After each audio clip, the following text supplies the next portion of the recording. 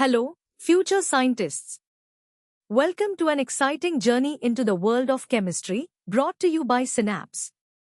Today, we are diving deep into solutions, a fundamental concept in our chapter, exploring mixtures and their separation. Specifically, we'll unravel the fascinating properties of true solutions, their incredibly tiny particle size, perfect transparency, and remarkable stability. We'll start with the basics, move through medium and hard challenges, and finally, explore advanced concepts and real-world applications at the hardest level. Get ready to explore. Ready to discover the secrets behind everyday mixtures? Let's start with the basics of what makes a solution truly special. Imagine stirring sugar into water. Where does the sugar go? It seems to vanish, right? That's because it forms a solution. A solution is a special kind of mixture where everything is perfectly blended, making it look like a single substance. We call this homogeneous. In this mixture, the solute, like sugar, is the substance that dissolves, and the solvent, like water, is what does the dissolving. Together, they create a uniform mixture where you can't pick out the individual components anymore. Think of salt water or even the air we breathe. These are all examples of solutions. What makes these solutions true solutions? It's all about three key properties. First, their particle size is incredibly small, less than 1 nanometer. That's tiny, even for a microscope. Second, true solutions are transparent. You can see right through them, just like pure water, because these tiny particles don't block or scatter light. And third, they are super stable. Once the solute dissolves, it stays dissolved. It won't settle down to the bottom, even if you leave it for a very long time. This means your sugar water won't ever separate back into sugar and water on its own. Alright, time to test your understanding. Think about these questions. Q1. Define a solution using your own words. Q2. What are the two main components of a solution? Give an example. And Q3. List 3 important properties of a true solution. Pause the video, write down your answers, and then rejoin us as we move to the next level. Now that we've covered the basics, let's explore the solute and solvent in more detail and understand the implications of their unique properties.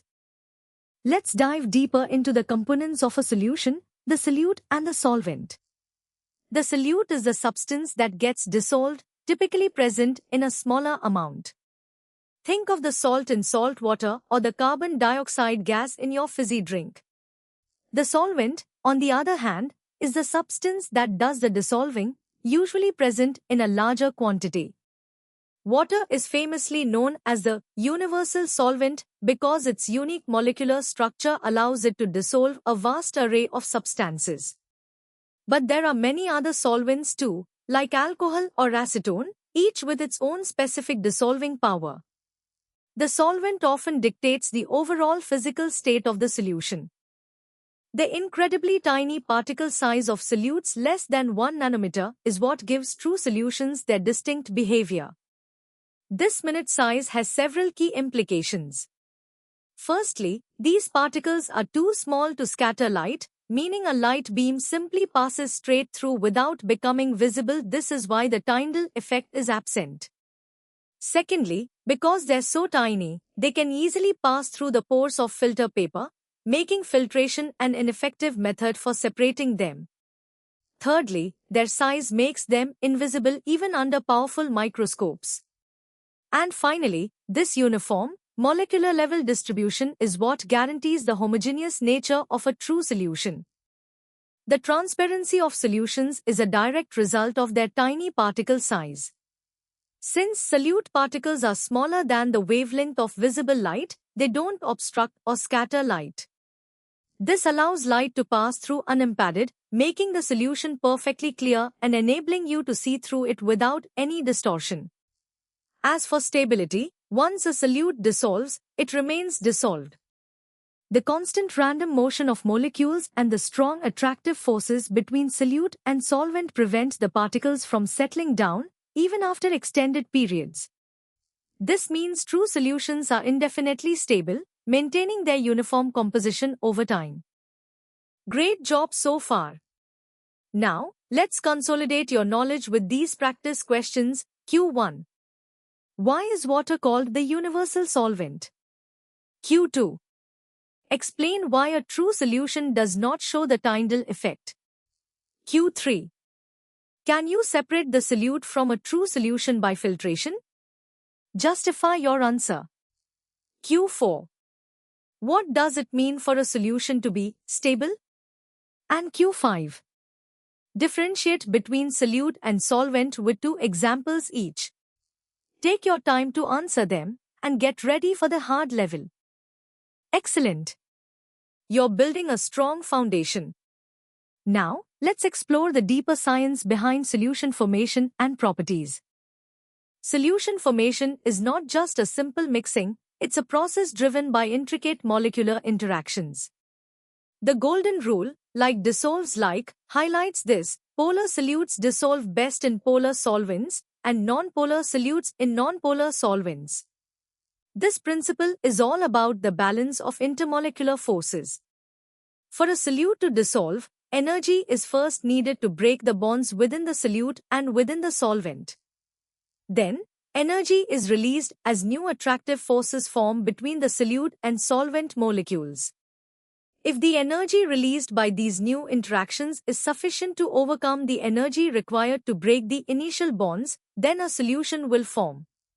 For instance, water molecules, with their polarity, effectively surround and pull apart sodium and chloride ions in table salt, a process called hydration. Understanding the properties of solutions also means knowing how they differ from other types of mixtures. We classify mixtures based largely on particle size. True solutions, as we know, have particles smaller than 1 nanometer, making them homogeneous, transparent, and stable without showing the Tyndall effect. Then we have colloids with particles between 1 and 1000 nanometers. They appear homogeneous but are microscopically heterogeneous, often translucent, stable, and famously scatter light, exhibiting the Tyndall effect. Finally, suspensions have particles larger than 1000 nanometers. These are clearly heterogeneous, opaque, unstable as particles settle, and can be easily filtered. These distinctions are crucial for various scientific and industrial applications. While the fundamental properties of a solution, like particle size and transparency, are inherent, the amount of solute that can dissolve, or its solubility, is influenced by several external factors. The nature of solute and solvent is paramount, reinforcing the like dissolves like rule. Temperature plays a dual role. Most solid solutes dissolve more at higher temperatures, but gases become less soluble. Pressure significantly affects gas solubility, as seen in fizzy drinks. While surface area and stirring don't change the maximum solubility, they greatly increase the rate at which a solid dissolves by facilitating better contact between solute and solvent. These factors help us control and predict how solutions behave in different conditions. You're doing great! Let's tackle these 7 questions to deepen your understanding. Q1. Explain the like dissolves like principle with an example. Q2. How do intermolecular forces contribute to the formation of a solution? Q3. Compare and contrast true solutions, colloids, and suspensions based on particle size and transparency. Q4. Why does the solubility of a gas decrease with increasing temperature, while that of most solids increases? Q5. A clear liquid solution turns cloudy when a beam of light is passed through it. Is it a true solution? Justify your answer. Q6. What role does stirring play in the dissolution process? And Q7. Define hydration in the context of solution formation. Pause, reflect, and prepare for the hardest level. Congratulations on reaching the hardest level. Here, we'll delve into the advanced principles, competitive insights, and engineering applications of solutions, pushing your understanding to the limits. The formation of a solution isn't just a physical mixing, it's a thermodynamically driven process. The spontaneity of dissolution is dictated by Gibbs free energy, which considers both the enthalpy, or heat change, and the entropy, or disorder change. The enthalpy of solution is the net energy change from breaking solute-solute and solvent-solvent bonds and forming new solute-solvent bonds. This can be either exothermic, releasing heat, or endothermic, absorbing heat. However, solutions almost always lead to a greater state of disorder, meaning a positive entropy change. This increase in entropy strongly favors dissolution, especially at higher temperatures, sometimes even making an endothermic process spontaneous. It's this delicate balance that governs whether a solution will form and how stable it will be. One of the most profound aspects of true solutions is their colligative properties. These are properties that depend solely on the number of solute particles present, not on their specific chemical identity. Think about it. A teaspoon of salt or a teaspoon of sugar in the same amount of water will have similar effects on certain properties, purely because they introduce a similar number of particles. Examples include the lowering of vapor pressure, the elevation of boiling point, the depression of freezing point, and osmotic pressure. These phenomena arise because solute particles interfere with the solvent's normal behavior, such as escaping into the vapor phase or forming a solid lattice. Understanding these properties is vital for applications ranging from creating antifreeze to designing kidney dialysis machines, showcasing the deep impact of solution chemistry. Let's explore the intricate dance of molecules during solvation.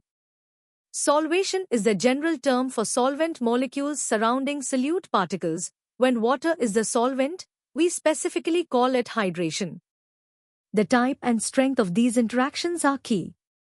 For ionic compounds dissolving in polar solvents like water, we see strong ion-dipole interactions, where the charged ions attract the oppositely charged ends of the polar water molecules, effectively pulling the crystal apart. Polar solutes in polar solvents involve dipole-dipole interactions. A particularly strong type of dipole-dipole interaction, hydrogen bonding, is crucial for dissolving many organic compounds like sugars and alcohols in water. And for nonpolar solutes in nonpolar solvents, the weaker London dispersion forces are the predominant interactions. The success of dissolution hinges on these solute-solvent attractions being strong enough to overcome the initial solute-solute and solvent-solvent forces. Solutions are not just theoretical concepts, they are the backbone of countless engineering applications and present fascinating challenges. In desalination, processes like reverse osmosis harness the colligative property of osmotic pressure to separate pure water from salt water, a critical solution to global water scarcity. Pharmaceuticals heavily rely on creating stable drug solutions, where precise solubility and long-term stability are paramount for effective medicine delivery. In chemical manufacturing, industrial reactions are often carried out in solutions, where controlling solvent properties, reactant concentrations, and temperature directly impacts product yield and purity. Environmental science utilizes solution chemistry to understand how pollutants dissolve and spread in ecosystems. Even material science creates new alloys, which are essentially solid solutions, to achieve superior properties. The challenges often involve optimizing solubility, preventing unwanted precipitation, and ensuring the long-term stability of these diverse solutions. Time for your ultimate challenge. Here are the first 5 advanced questions. Q1. How does Gibbs free energy, delta G, explain the spontaneity and stability of solution formation? Q2. Describe how the entropy change, delta S, typically contributes to the dissolution process. Q3. Provide a detailed explanation of one colligative property and how the particle size of a true solution influences it. Q4. Differentiate between hydration and solvation and explain the role of ion-dipole interactions in dissolving ionic compounds. Q5. A chemist wants to dissolve a nonpolar solute in a solvent. Which type of intermolecular force would be predominant in this solution, and what kind of solvent should be chosen? Give these your best shot. And here are the final 5 questions to truly test your expertise. Q6. Explain the principle behind reverse osmosis in desalination, relating it to the properties of solutions. Q7. Why is maintaining solution stability a critical challenge in pharmaceutical formulations? Q8. Discuss how temperature and pressure affect the solubility of gases in liquids, referencing Henry's law. Q9. Consider 2 solutions, solution A, 1m NaCl, and solution B, 1m glucose. If both are at the same temperature, which solution would exhibit a greater boiling point elevation and why? And Q10. How do the concepts of enthalpy and entropy of solution explain why ammonium nitrate dissolves endothermically in water, causing a significant temperature drop? These questions require deep thought and application of all you've learned. Good luck! You've journeyed through the fascinating world of solutions, from basic definitions to advanced applications. We hope this detailed exploration has deepened your understanding of solute-solvent properties. To continue your learning adventure and access more such comprehensive educational content for CBSE Class 9 Chemistry and beyond, visit our platform at synapse.omaps.in. Don't forget to like this video, share it with your friends, and subscribe to our channel for more engaging and informative lessons. Keep exploring, keep questioning, and keep learning with Synapse. See you in the next lesson.